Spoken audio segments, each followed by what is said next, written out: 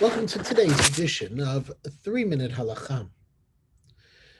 Beyond the mitzvah of lighting Hanukkah candles in a person's home, Ner Ishu Veto, there is also a relatively new custom, not found in the Gemara, not found in the Rambam or the Rif, of lighting Hanukkah candles in shul. We're familiar with this when Hanukkah candles are lit typically between Mincha and Mariv with a bracha. However, how can that possibly be the case? There are three suggestions. The first is that they would light Hanukkah candles in shul for people who were staying in the shul, had no place else to live, and were there and therefore had to light Hanukkah candles. The second is because the shul is a public place, and this was another way of Pirsumei Nisa, of publicizing the miracle. And the third was a unique reason to the shul, that since a shul is a mikdash ma'at, it is a representation of the Beit HaMikdash itself. We remember the lighting of the menorah in the Beit HaMikdash by lighting the menorah in shul.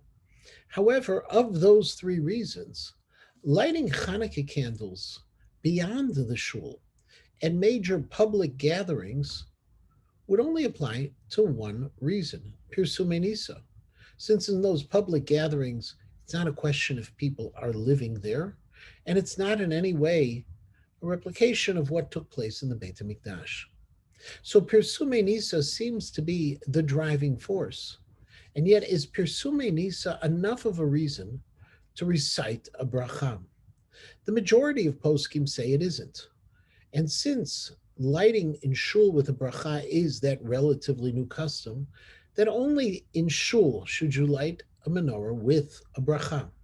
However, there are others who do permit reciting a bracha.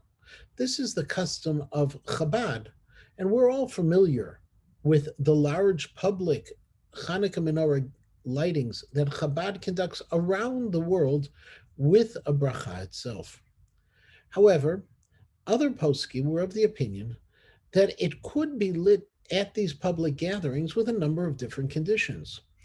In the Shelot or Chuvot Az Nidberu in the 6th volume, Siman Ayin Hey, Rabbi Binyamin Zilber says that if that is a public gathering in a large square of the town, not in a place where people get together just once, but a place where people regularly get together, it could be considered enough of a reason to make a bracha. The Pirsumei Nisa is strong enough there.